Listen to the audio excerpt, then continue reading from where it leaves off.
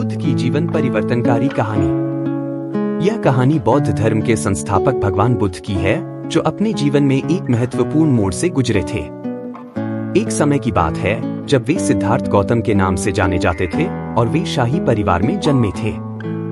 वे भोग और ऐश्वर्य से घिरे हुए थे, लेकिन उनका मन कभी संतुष्ट नहीं था। उन्हें यह समझ में नहीं आता था कि जीवन का वास्तविक उद्देश्य क्या है। सिद्धार्थ ने निर्णय लिया कि वे अपना महल, परिवार और ऐश्वर्य छोड़ देंगे। वे एक तपस्वी जीवन अपनाने के लिए घर से बाहर निकल पड़े। उन्होंने जीवन के सत्य की खोज में अनेक स्थानों की यात्रा की। उन्होंने कठिन साधना की, लेकिन फिर भी उन्हें शांति और आत्मज्ञान की प्राप्ति नहीं हुई। एक दिन सिद्धार्थ को एक नदी के किनारे एक ताड़ के वृक्ष के नीचे ध्यान में बैठने का विचार आया। वे यहाँ कई दिनों तक बिना खाए पिए ध्यान लगाने लगे। उनके शरीर की स्थिति बहुत ही गंभीर हो गई, लेकिन किसी भी प्रकार की आत्मिक शांति प्राप्त नहीं हुई। तब उन्हें एहसास हुआ कि अत्यधिक तपस्या और आत्मपीड़ा से कोई वास्तविक ज्ञान नहीं मिल सकता है।